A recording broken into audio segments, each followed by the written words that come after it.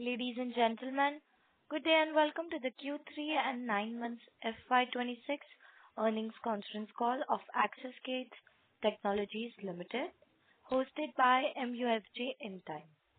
As a reminder, all participant lines will be in the listen-only mode, and there will be an opportunity for you to ask questions after the presentation concludes. Should you need assistance during the conference call, please signal an operator by pressing star, then 0 on your touchtone phone. Please note that this conference is being recorded. I now hand the conference over to Mr. Sumit Khaitan from MUFG in time. Thank you, and over to you, sir. Yeah, good evening, everyone. I welcome you all to the earnings conference call to discuss Q3 and 9 months FY26 results of AXISCADES Technologies Limited. To discuss the result, we have from the management Dr. Sampath Ravi Narayanan, Founder, Chairman and Managing Director, Mr. Shashidhar S.K., Chief Financial Officer, along with the senior management team of AXISCADES Technologies. They will take you through the results and the business performance, after which we will proceed for Q&A session. Before we proceed with the call, I would like to mention that some of the statements made in today's call may be forward-looking in nature and may involve risk and uncertainties. For more details, kindly refer to investor presentation and other filings that can be found on the company's website. With this, I now hand over the call to the management for their opening remarks. Thank you, and over to you, sir. Yeah, welcome. This is Ravi Narayan here. So first, I thank all the investors who joined, and welcome. As we conclude the third quarter, I'm happy to inform you that we are firmly on track to complete the FY26 as planned, as projected, and we are also laid the foundation very clearly for FY27. I'm confident of achieving the results.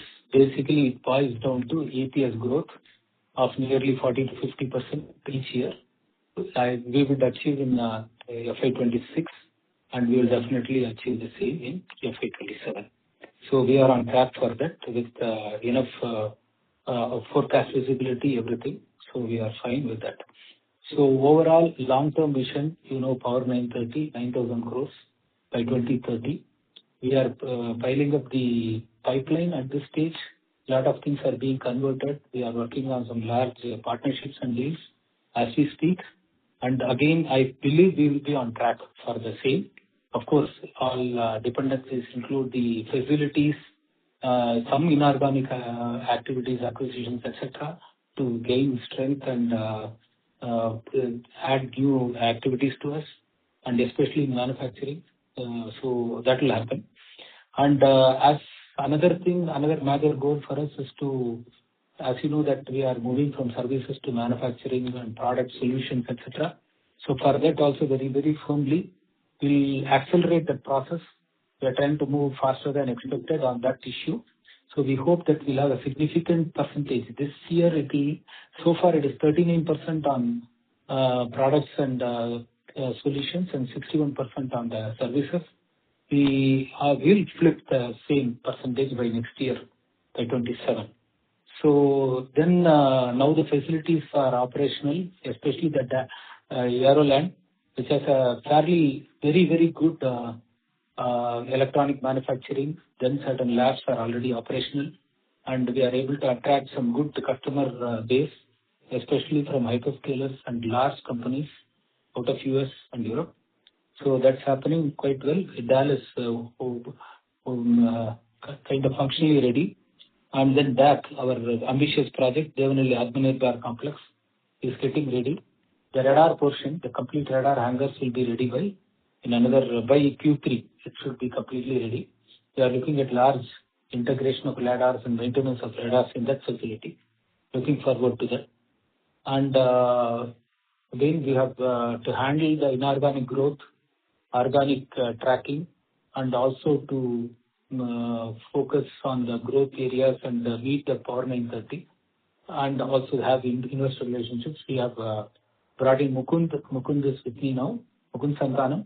He comes with 3 decades of experience, and from IIT Madras, IIM Ahmedabad, has a very good combination of technology and finance.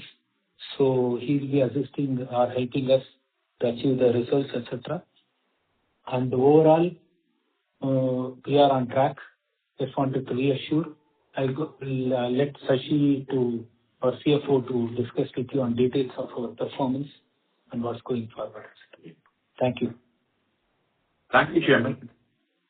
And good evening, everyone. Thank you for joining us today for the Q3 and 9-month FY26 earnings call of AXISCADES Technologies Limited. It's our privilege to present another quarter of strong operational execution and financial performance. Q3 FY26 has been a landmark quarter for us, with revenue rising to 343 crores, reflecting a 25% year-on-year growth and 14.8% sequential growth. EBITDA for the quarter stood at 63 crores, marking a 55% year-on-year increase and delivering our highest ever quarterly EBITDA margin of 18.3%, an expansion of 360 basis points year-on-year. Reported PAT for the quarter grew 87% year-on-year to 28 crores at 8% PAT margin. Adjusted PAT, after removing the impact of labor code charge of 7.82 crores, is at 35 crores at 10.3% PAT margin, underlining the strength of our improving mix and operational discipline. Our growth domains, aerospace, defense, and DSI, constituting 78% of our total revenue, continue to demonstrate significant momentum, growing at 36% year-on-year, supported by accelerated program ramp-ups, robust order inflows, and healthy customer demand. These businesses remain central to our long-term value creation agenda and continue to reinforce our margin profile. Now, talking about the 9 months performance, for the 9 months of FY26, revenue grew 16.2% year-on-year to 886 crores, while EBITDA reached 144 crores, surpassing the entire FY25 EBITDA within 9 months. Reported PAT is at 72 crores, with adjusted PAT after removing the labor code impact at 79.5 crores, which again is the full year of FY25 PAT of 75 crores. EBITDA margin is 2% from 13%. Sorry to interrupt, sir. Your voice is breaking, sir, while speaking.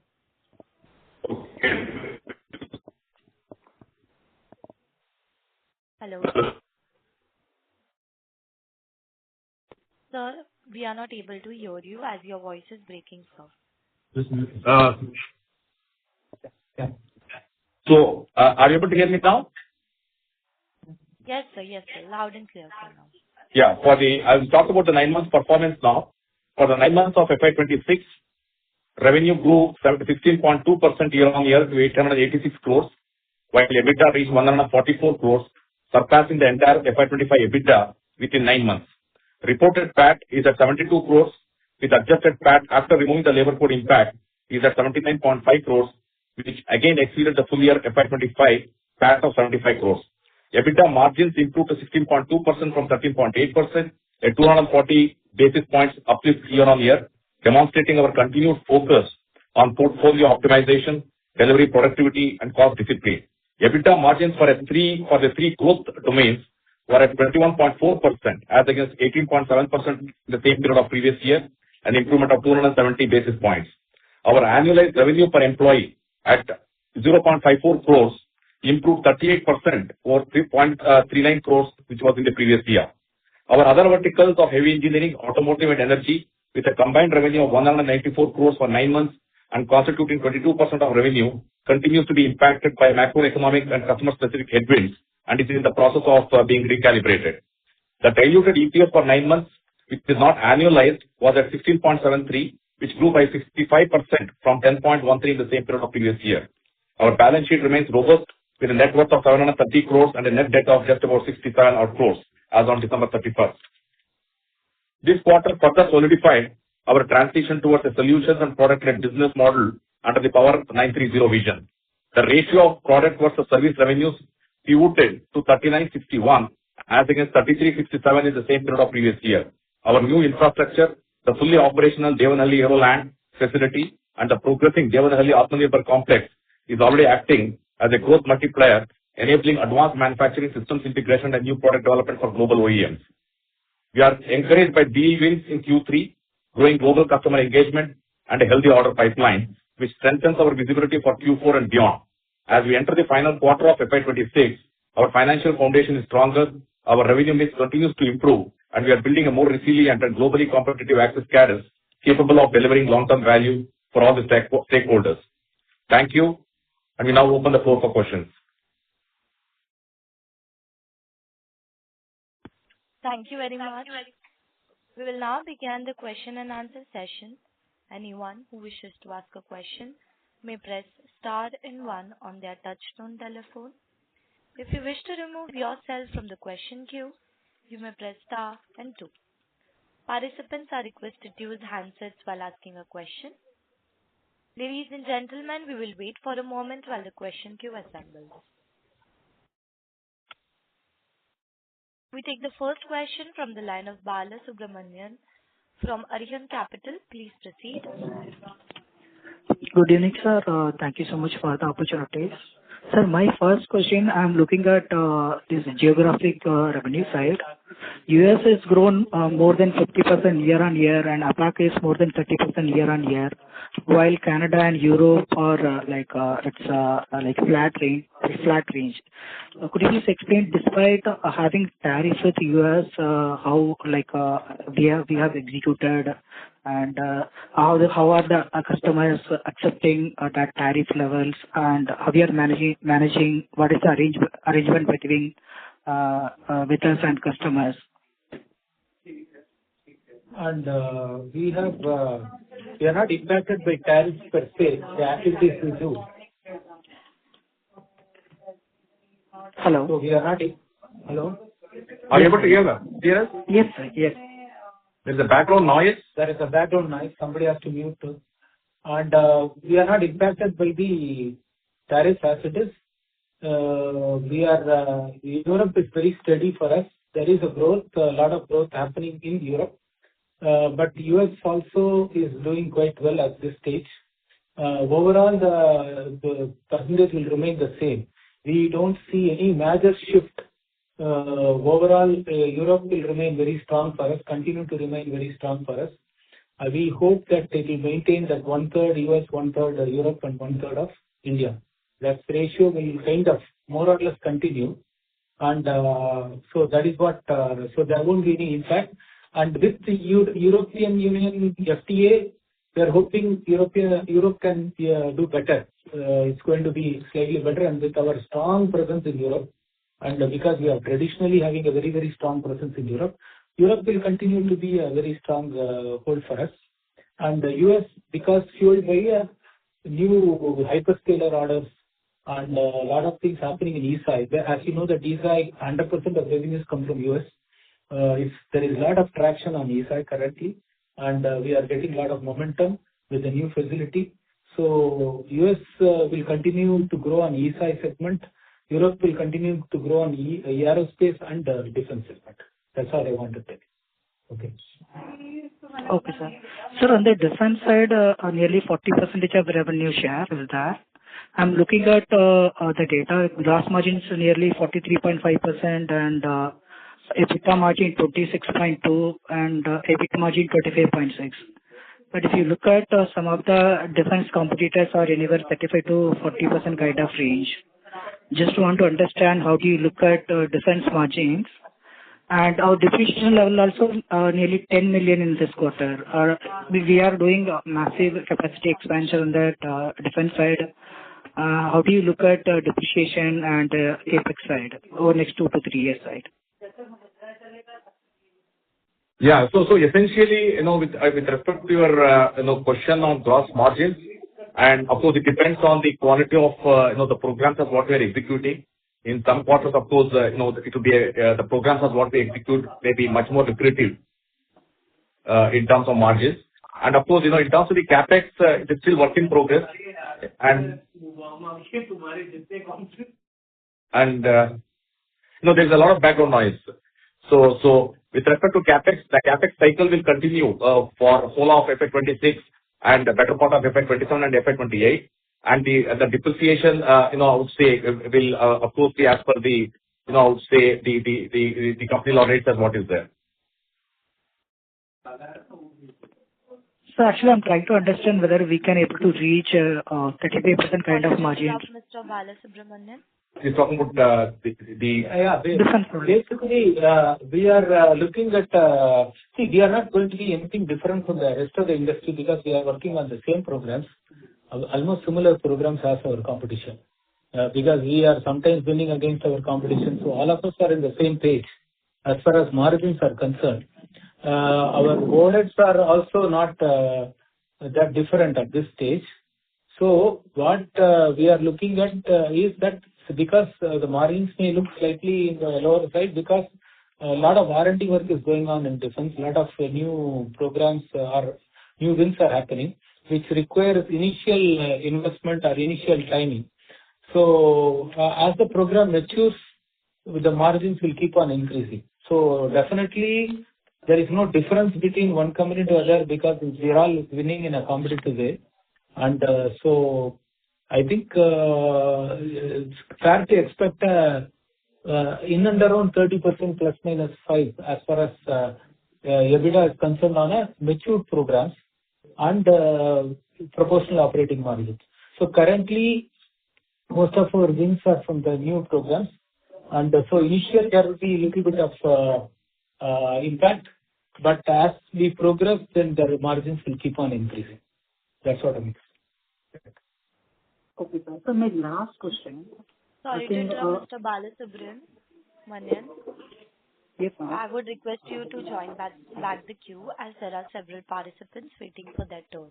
Okay, madam. Thank you. Thank you, sir. Thank you. A request to the participants. In order to ensure that the management is able to address questions from all the participants, please limit your questions to 2 per participant. We take the next question from the line of Jatin Jadhav from Sahasra Capital. Please proceed. Hello, am I audible? Yeah, please. First of all, sir, congratulations on such an amazing set of numbers. My first question is on the lines of, sir, where are we based on the development of the seeker for the different types of missiles which we were trying to address? And just a follow-up on that question, what kind of seeker are we building? Is it an RF seeker or an infrared image recognition seeker? So that's the first question, sir. Sir, we are developing the RF seeker for bigger missiles, including for BrahMos and Kusha, etc. And we had a very successful trial last week. And so it has been kind of, in RF side has been done and proven. And customer demo has been, with all the RF functionalities, has been completed on 4th of February. So now what is remaining is the mechanical housing, total integration, improving. We hope that one level it will be done by March, and then it will go through the trials and certifications. So that may take another 3 months' time. If everything goes well, by God's grace, we will be qualified. Ours will be the first seeker to qualify in everything, every aspect, and the new type of seeker. So we hope to complete the whole process by Q2, basically. And this is for BrahMos, and a similar seeker will be available for Kusha. And BrahMos will be floating a new RFP by Q2. By that time, we have to be ready. And that new RFP is for the next future generation of seekers. And we should be ready by that time. Got it, sir. So my second question was on the recent update you mentioned regarding the mission computer for the LCA Mark 1. First of all, amazing work done. So I wanted to understand, let's say if we can apply this mission computer on any platform. Is it platform agnostic? Of course, certain changes will be required. And the follow-up was the software which is used by the mission computer is also developed by us and deployed.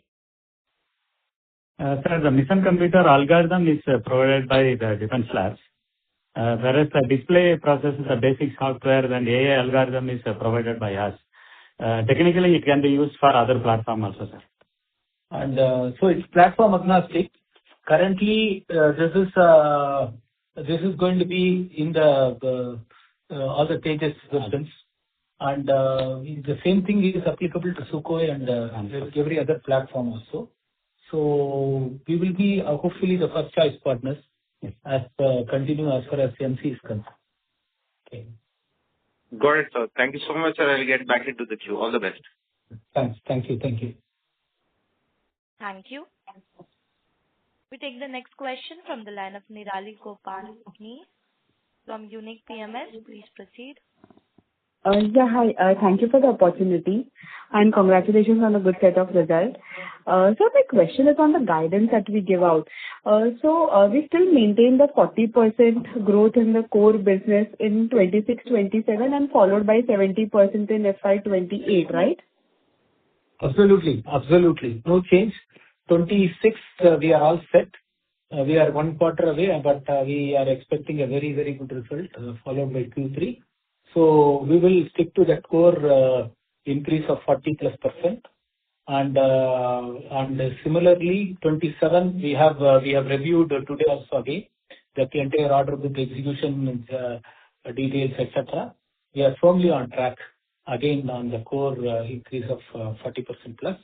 So we are very much committed to that and we are on track. As far as 28 is concerned, a lot of dependency on the facilities, but we are having a three-pronged approach. Of course, current business has to grow in the similar pattern. Then inorganic, we are looking at few acquisitions immediately. And then we are also looking at facility-based growth. So it is, we have backed a good pipeline.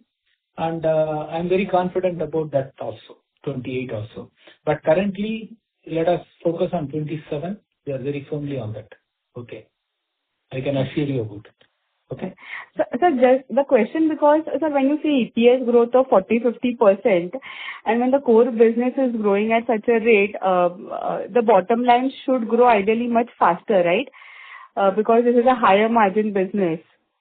Am I missing out on something or are we seeing any pressure on margins on any of the segment core business?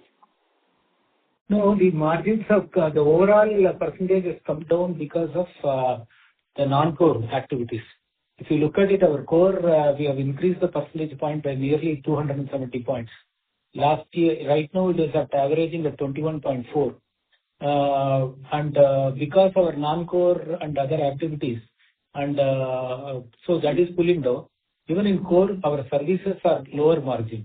Solutions, products and all these things are at 25-26% margin, whereas services is at 18.5% margin.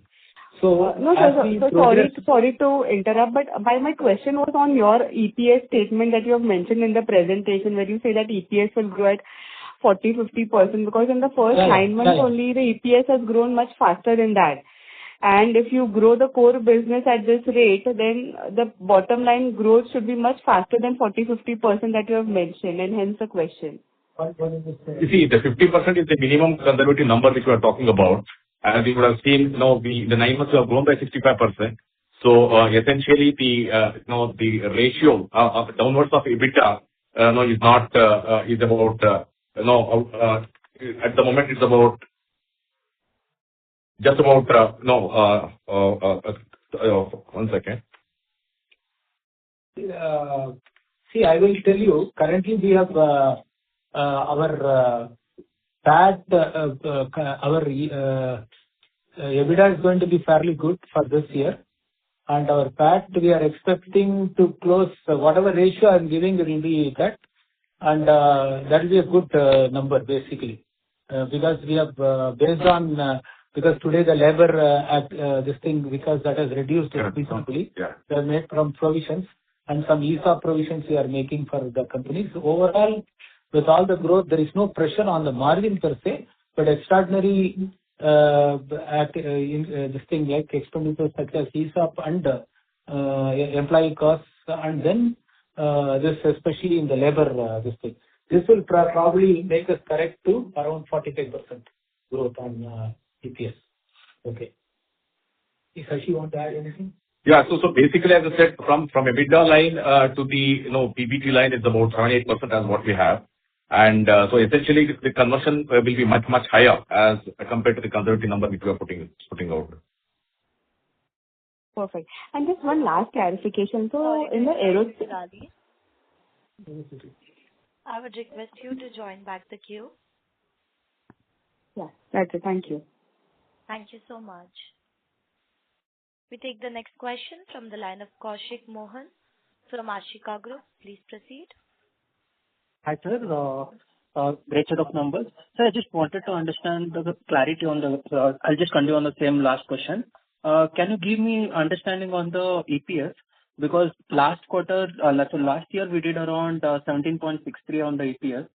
And this year we are telling around 40-50%. But when we look at exactly what the Q3 we did around 6.52, and Q1 we did around 5.42 and 4.88 in Q1. So almost around last year the EPS is already achieved. So if the growth is considered, then it has to come around 25 to 26 rupees. Is my understanding very clear on this part? Absolutely. You are on target. We are looking at the same numbers. Around 25-26 EPS, we are looking at that. Okay. Okay, perfect. And also, sir, on the next year front, so in one of the meetings in the recent Bangalore meetings, you also mentioned that we'll be having a very good attraction on the top line as well as on the EBITDA level. So what will be on the EBITDA level growth that we can expect from this year to next year? This year to next year, again, we are targeting conservatively about 45% growth in EBITDA and minimum. That is our bare minimum growth. And we are on target for that. It could be more, but in and around, I'm just giving a band of 40 to 50%. But currently, we are well on track for the same. We are looking at, I don't want to give numbers, but you can compute that. Basically, we are on track. Basically, next year also, we are looking at a number, EPS number. You now got this thing. So you said 25. You keep 45% on the top of 25. So approximately we will be able to reach that easily. Then we'll do that 7. Yeah. I'm very confident, and we are working towards it. In fact, that's our primary number we are targeting. So we are back working our EBITDA, PAT, and all the revenue numbers and order books, everything based on optimizing the whole thing. That's all. That will be done for next year. Got it. Thanks. Thank you. We take the next question from the line of Rutuja Tamhankar from Arte Securities. Please proceed. Hello. Yeah, please go on. Yeah. Thanks for the opportunity. So, how much is the current order book, and can you give clarity on the composition of the same?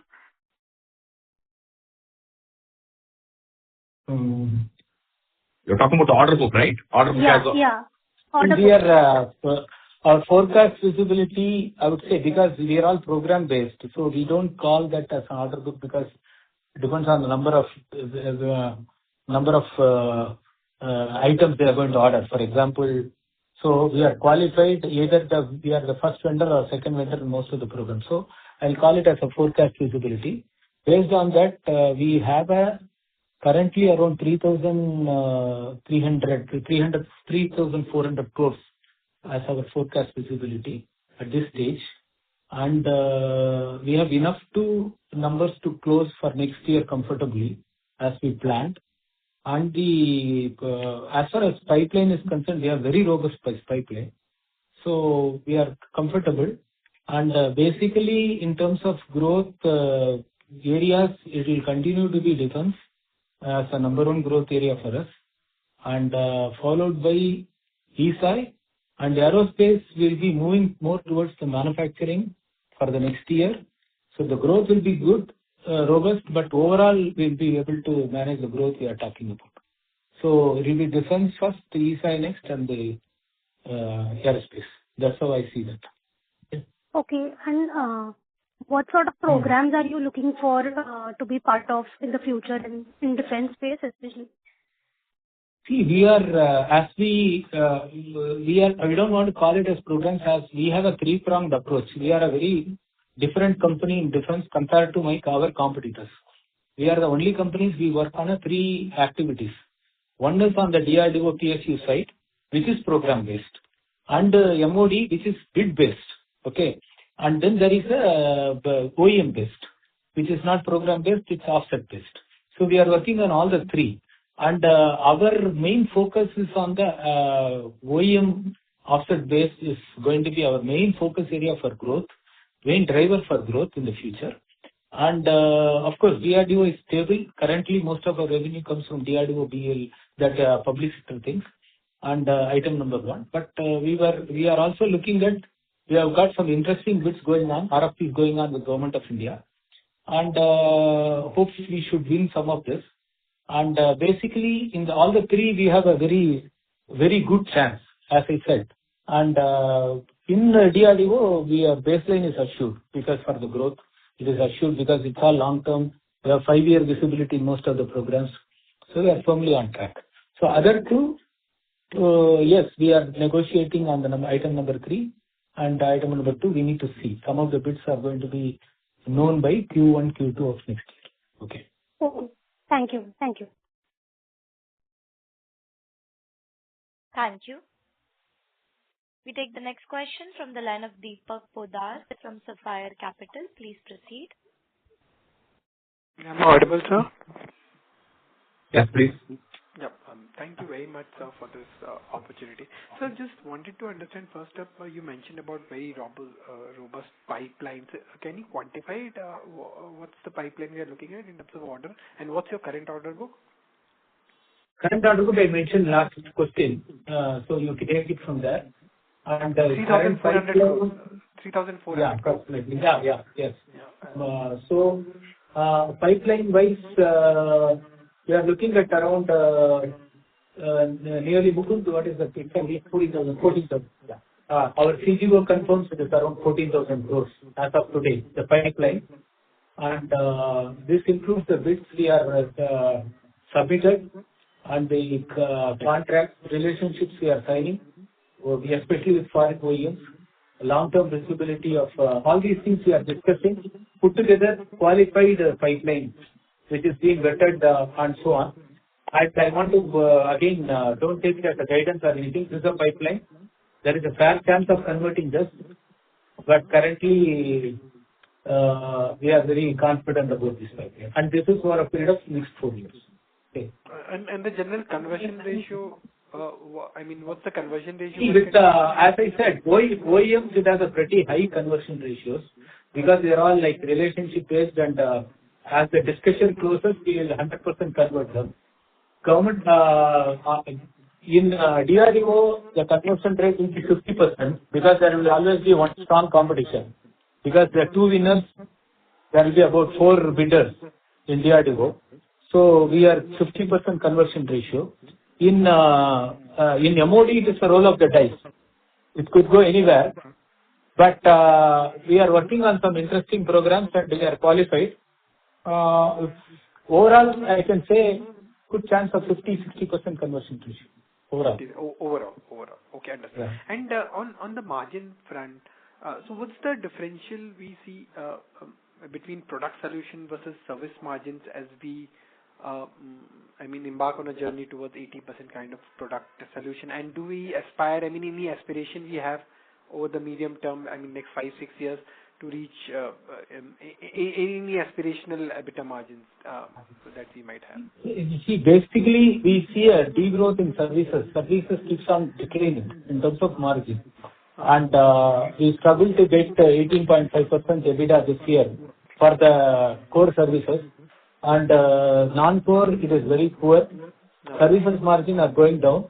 Products and solutions margins are increasing. And they are hitting at for 30%, 25 and above. So move faster, we move from services to products and solutions, we are better off.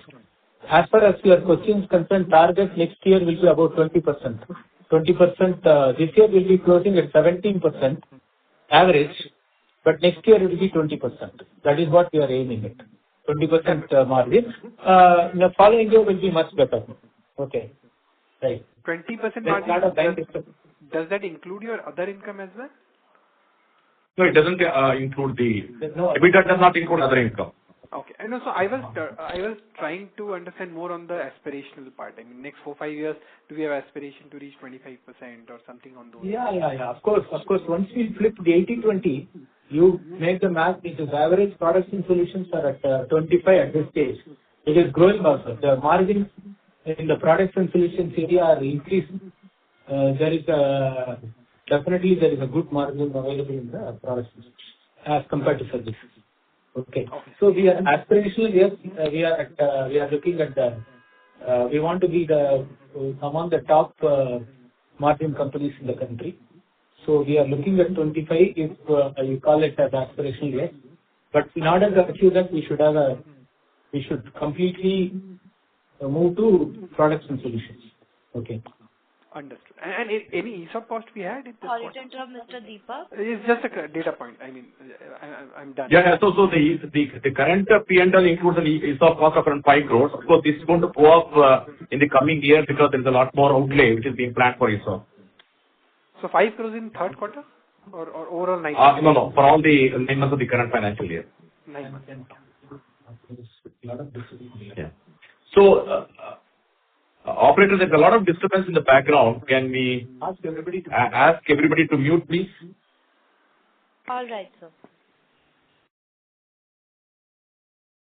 And what was this number for third quarter?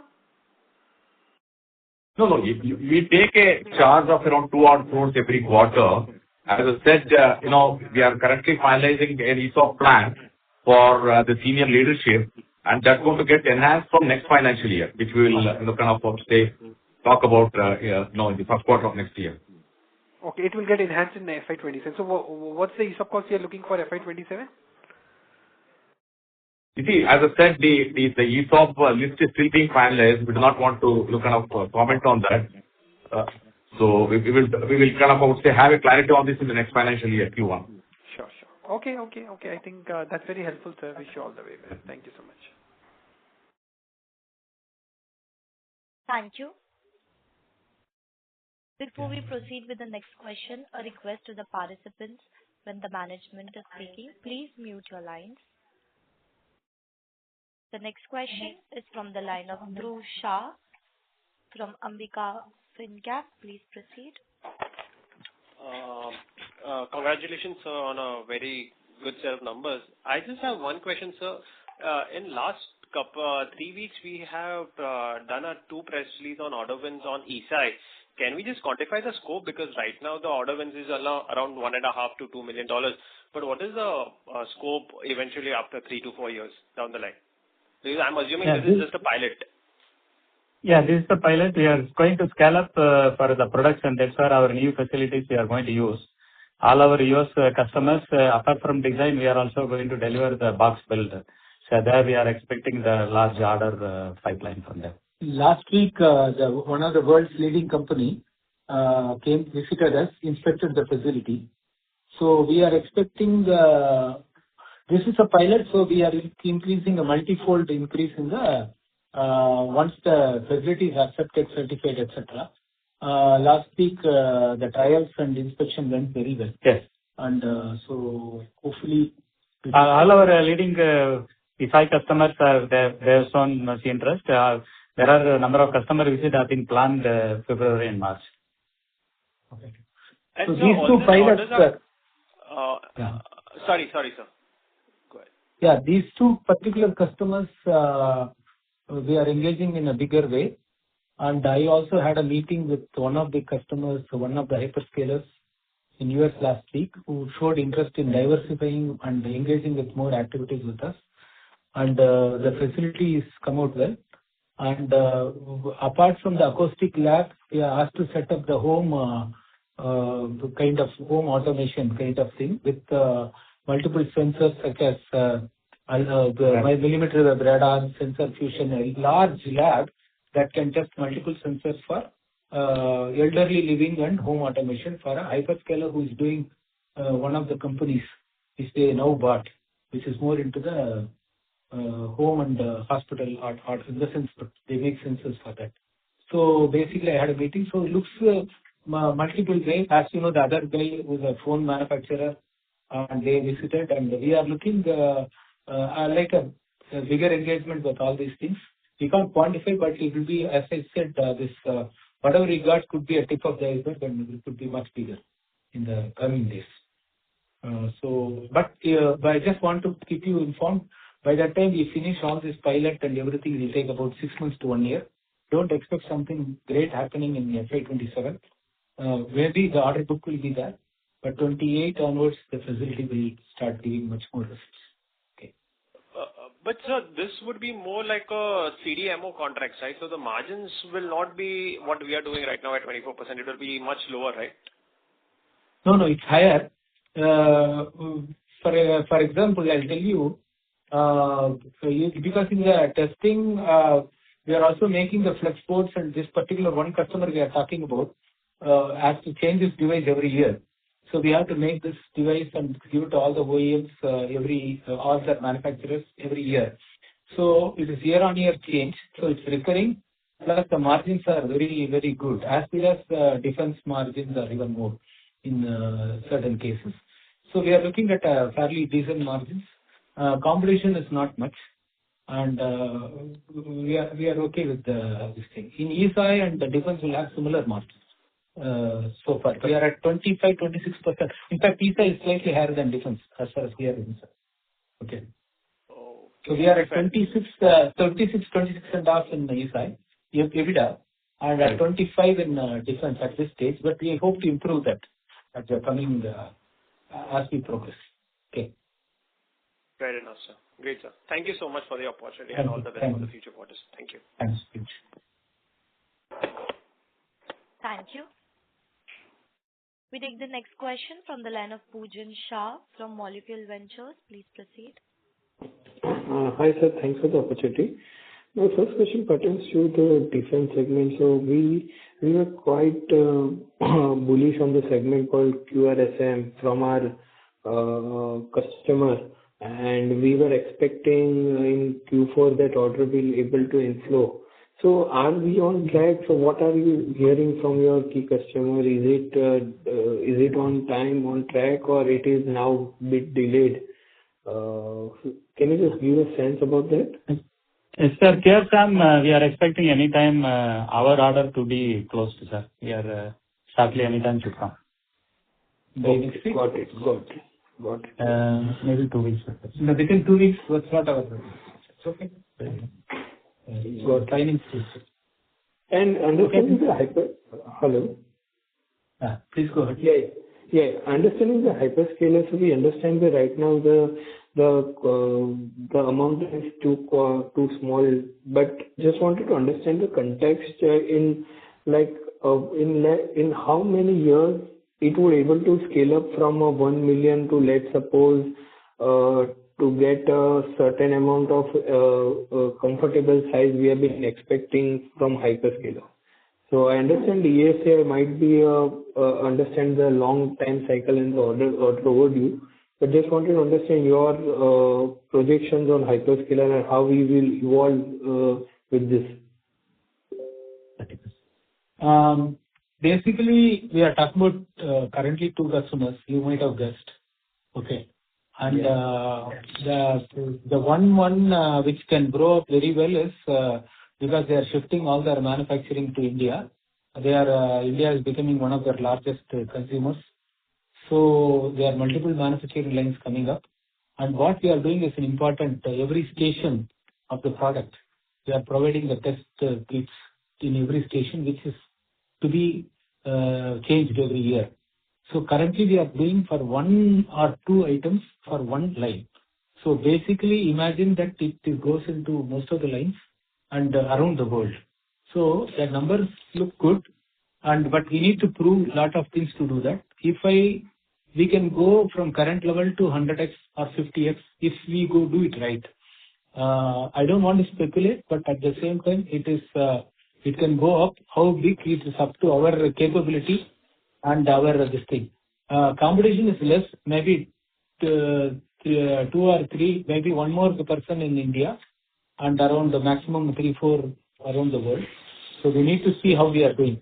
As far as other person is concerned, I believe we are going to be the exclusive person for labs One lab we are already getting ready. Another lab, if the growth will be slower, but still we will have good numbers there, basically. Again, we can say 10x, 20x are possible in that. Got it, sir. And just a bookkeeping question, can you just give us a split between the product and service business for defense? Currently, defense is almost totally into products and solutions. Okay. We have reduced the services. Services very less currently in defense. Currently, our services are only a very little portion in ESI and almost aerospace, full aerospace. But as you said, defense is almost totally converted into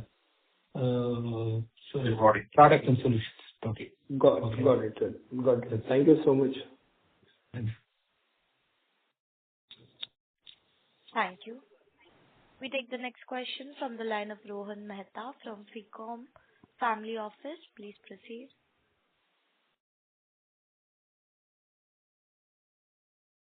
I would request Mr. Rohan to unmute and then speak. Hello, sir. Am I audible? Yeah, please. Thank you for the opportunity. So could you give me an update on the potential divestment of the non-core business, and are we on track for a resolution by March end? Yeah, very much on track. Absolutely. And I don't want to this thing, but I hope the timing will be maintained. We are very much on track. Okay. We'll definitely by next investor call, we should be able to share all the details. Okay. Perfect. Thank you so much. That's all from my side. Thank you. We take the next question from the line of Mayur Parekha from Wealth Managers India Private Limited. Please proceed. Good evening, sir. Thank you for taking my questions, and congratulations to the entire team for continuously delivering quarter after quarter and sticking to the directional where we are going in terms of narrative, in terms of numbers, and in terms of capabilities and our execution. So great. Thank you. Yes, great execution.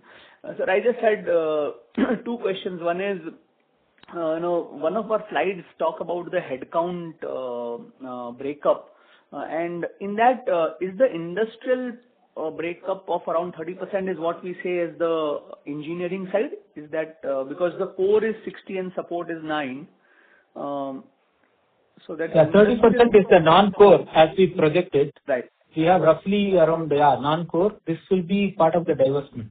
I understand. So, sir, if we understand, we have been looking for over now 3-4 quarters, that number has actually started to already gradually scale down substantially, it looks like. Will it be because even 1 year before the numbers and now, so while the core may have remained rising and maybe adding people, but on the non-core side, is the numbers have already started to come down? Is it efficiency driven, or we have started to scale down there? Yeah, we are not filling the attritions for sure. And anyway, we are kind of, because we are in the, as I said, we are in the phase of doing this hiring, this thing. So we are not, we are going little clear on the manpower, not adding anything at this stage. So anyway, as I said, we will give you a clearer picture by the next investor call, which should have been over by that time. Okay. It's a very important goal for us internally. So that we start the next year on a very good note. That's what is very important personally for me. This I kept it as my target for this particular financial year. So hopefully we should be able to do that. Okay.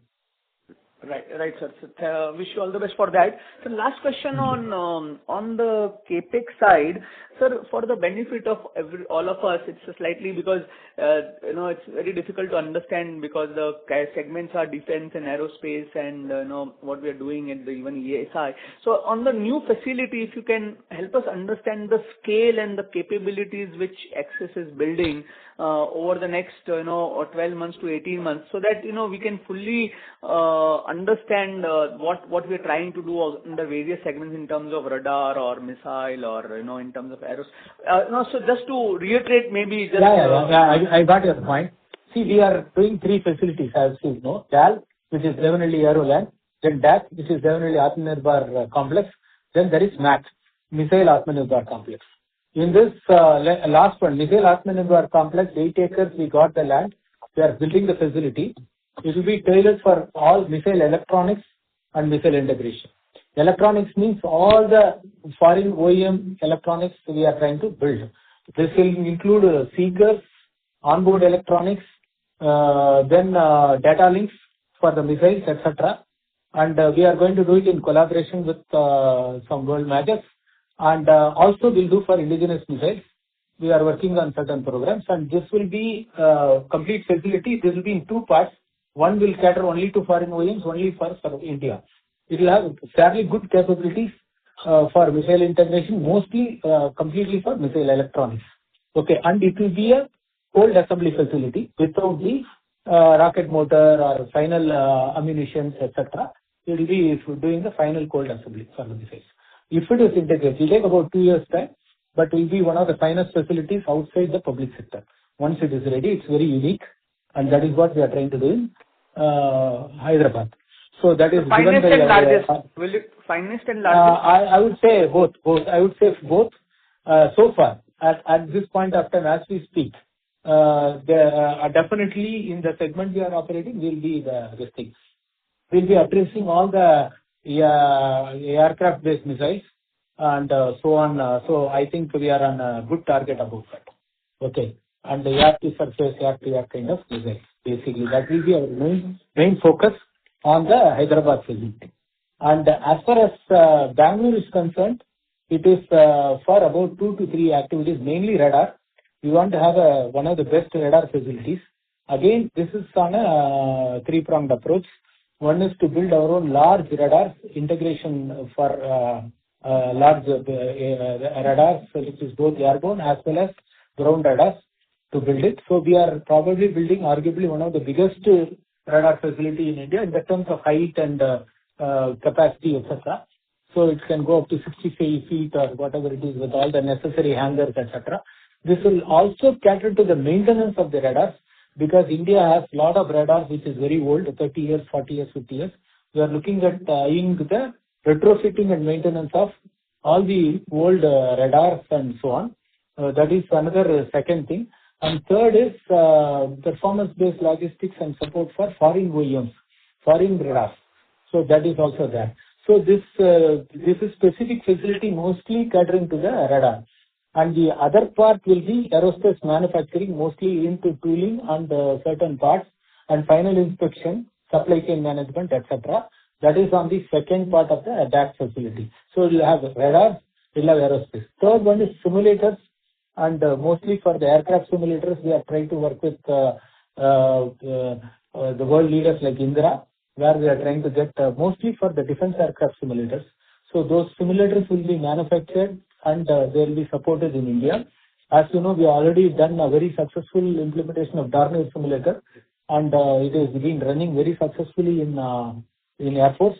And possibly we will get probably a repeat orders, and more simulators are expected. So that will be, these are the 3 activities core activities will be taking up in the Devanelli facility. As far as DAL is concerned, it's purely for ESI, mostly for ESI, and certain system integration activities, where we are building acoustic lab, we are building the laser lab, we are building IR infrared. Somebody asked about infrared seekers. So we are not only building for infrared seekers, but also we are looking at infrared countermeasures, basically. So it will be a laser, IR, the acoustics, and then MM radar kind of small the sensor fusion. All these things will be covered. This is targeting a DSI and certain level of defense activities. So with this, we will probably arguably have in private sector the most comprehensive R&D and support and manufacturing facility for these items in India. That's our goal. We should be definitely the first choice outside public sector for all these products. That's our goal, and we hope to achieve that in the next 12 to 24. Okay. Great, sir. Wish you all the best. Thank you for a detailed answer. Thank you. Thank you. We take the next question from the line of Jatin Jadhav from Sahasra Capital. Please proceed. Thank you for the opportunity again. Most of my questions have been answered. But sir, regarding the missile facility you mentioned, it's very interesting that you mentioned that you will be catering to all types of missiles which are used on the aircraft. So, just for a further understanding, what kind of work will we be doing on these missiles? Will we be upgrading them, testing them, maintaining them? Could you throw a little bit more light on that, please? See, testing is going to be done in Bangalore only. We are looking at, as you know, government is very keen that all the future missiles to be made in India. Now they are mandating from effective from 2025-26, post Operation Sindoor, the missiles have to be made in India, most of the missiles. So they are going to reduce the dependency of foreign imports. Even if it is foreign aircraft, the armaments slowly have to be made in India. So we are looking at, first of all, as you know, that just I am giving you an example of number of foreign aircraft you will be knowing. There are 128 Jaguars. There are nearly about 36 plus 29 Rafales. There are about 50 Mirages. And there are going to be 287 Mistral. It is going to be light combat helicopters, which is going to be there, made by HCL. All of them are requiring missiles at this stage. And all of them are planning to use foreign missiles at this stage, are already using. And so Sukhoi, of course. And these foreign missiles will be slowly replaced by Indian missiles of the same type. Maybe same OEM will supply to those things, but completely made in India. So that's the plan. Government of India has an ambitious plan, and we are dying to be part of it. That's what we can say. At this stage, we are doing everything in our this thing to get a small piece of action in this. That's the whole theory about this path. Okay. So I would say that, and it is not about maintenance. It will be the upgrades and data links, those kind of things will be there. Missile maintenance per se will be done in Bangalore. Maintenance, test equipments, etc. will be done, but this will be more of new missiles. Or as you know, missile shelf life is about 10 years and the maximum 6 to 10 years. So they keep on replenishing the missiles. So that's what we are targeting. Okay. Got it, sir. My last question was on the mission computer. Sorry to interrupt, Mr. Jatin. I would request you to join back the queue, as there are several participants waiting for the turn. Thank you. Thank you. Before we proceed with the next question, a request to the participant, please limit your question to 2 per participant. We take the next question from the line of Jay Chauhan from Trinetra Asset Managers. Please proceed. Good evening and thank you for the opportunity. I'm audible. Yes, you are. Please, you are audible. I just had a few questions. On the Q1 FY26 call, management guided that FY26 core domain order book itself is of around 1,260 crore with no major dependencies on execution. And as we have reached 9 months FY26 and we have executed about 690 crore, implying roughly 570 crore still pending. I just wanted a clarification on how much of this remaining 570 crore is scheduled for execution in Q4 FY26 and which major defense, aerospace and missile programs constitute, this remaining FY26 executable order book? We are finally the numbers we are going to execute out of this 1260, we may end up executing remaining about 300 crores right now because the remaining 200 facility dependence is there. So we are pushing it to the next year, but this is more than enough to meet our target numbers, as you know. Probably we'll cross 1,000 crores in core if I do this. Approximately more than 1,050, that is our target, which is compared to last year's 750, it will still be 40+% increase. So we are carrying forward the left out to the next year. So that's what your adjusting is. As far as ESI, the majority of this is defense, and the aerospace will be completing almost most of the order book this year. And the ESI is the one which we are pushing for the next year also, because the facilities are yet to be fully functional and certified. So to answer you, out of 1260, we are moving around 200 to the FY27, and keeping that approximately 1060 to be completed this year. So that is compared to last year 750. That will be a 40% plus increase in the core activities. Okay. Good, sir. And which major programs constitute this remaining order book for defense and? We have answered many times this whole thing, so I just want to go back. As we are in almost all the major programs today, both in aircraft and missiles, we are targeting that. And of course, as I said, we have a three-pronged approach. We are not only program dependent, we are also doing some of the MOD work, and we are also looking at foreign OEMs. So, yeah. Understood, sir. And also, you guided for approximately 1,800 crore order book and visibility for FY27 in core domains. I just wanted to understand the source of this visibility. Like specifically, is it here to assume that large part of FY27 visibility is OEM-led and long-term programs? Because I think, as per my understanding, MOD and DPSU orders are more lumpy, and you don't have long-term visibility for the same, right?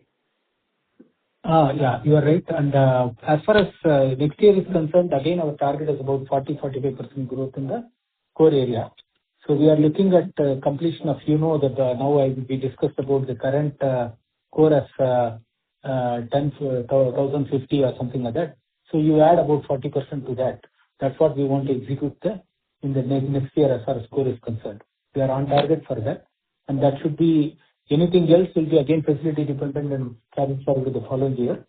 And that will be covered in our initial projections we gave on 3,000 and odd crores. So we are on track for that. And as far as breakup is concerned, in the defense side, it will be now the foreign OEMs will start kicking in a big way in the next for the next financial year, much more than this year. And programs will continue. A lot of programs are maturing, and we are expecting a couple of wins in the next 1 month, and going forward for the next this thing. And very interesting wins we are having in the next 1 month, almost in the signing stage.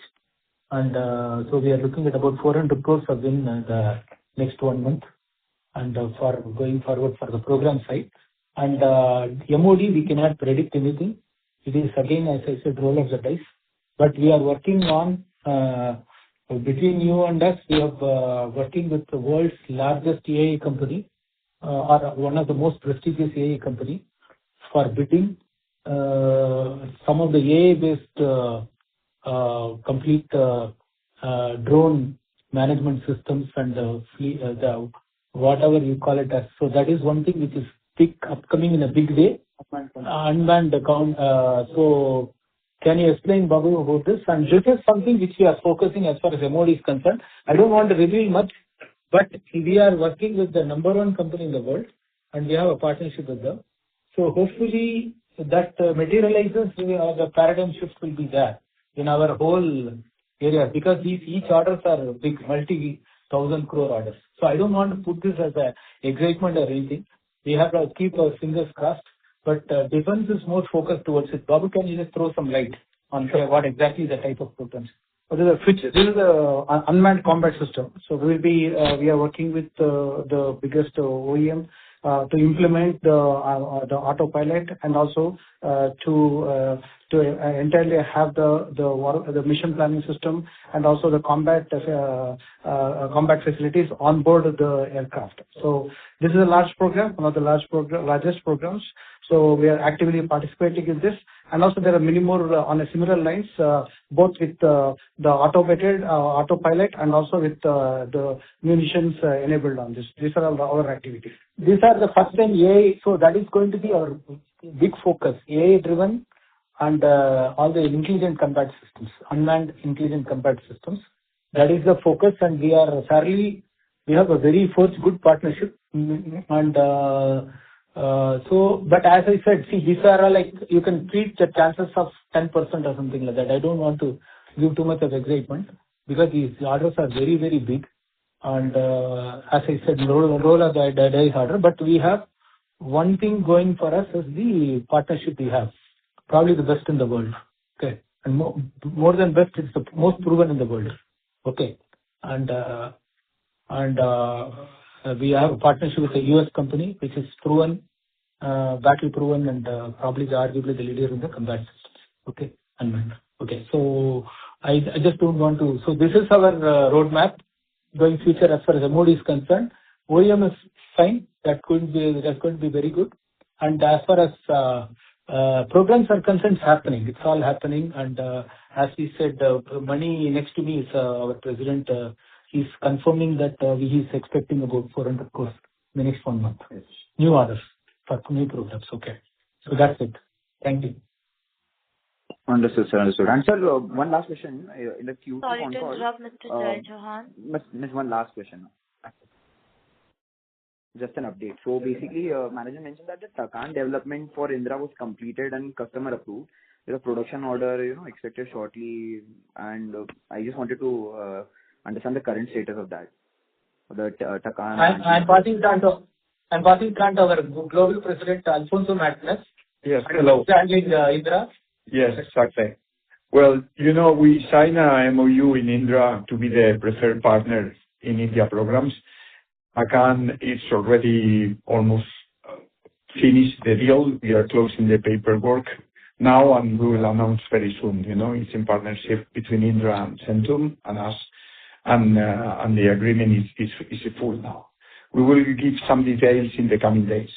This is, but just I want to mention that this is just the first of a very big pipeline of joint opportunities between Indra and AXISCADES. This is in line with the Spain-India relationships that are flourishing. The next week, President of Spain is visiting Modi, strengthening ties on the defense program, and Indra is the leading defense company in my country. It comes to be. So the relationship is excellent. This is the first project, and we have a huge pipeline of opportunities with them. Okay. Does it answer your question? Okay. Understood, sir. But I think you mentioned that the development was complete. What led to this deferment? No, the development is undergoing now. We are doing it's in the development and research, and the program. I cannot give you more details on the program, confidential. But no, the initial phase now is development. We are taking not only the role for manufacturing, we are the developers of part of the Takan system, and in very close cooperation and very good partnership with Indra. Fine. Okay. Got it. That's it. Okay.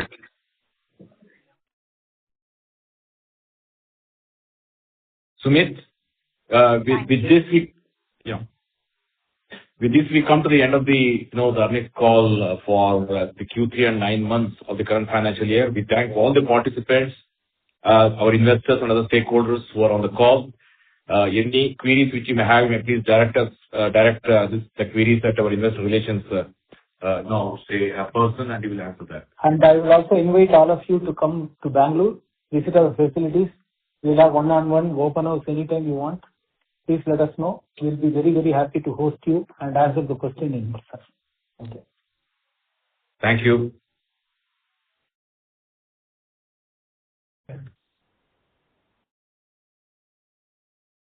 Thank you. On behalf of AXISCADES Technologies Limited, that concludes this conference. Thank you for joining us, and you may now disconnect your lines. If you found this video helpful, please like, share and subscribe to Concall India for latest upcoming Concall.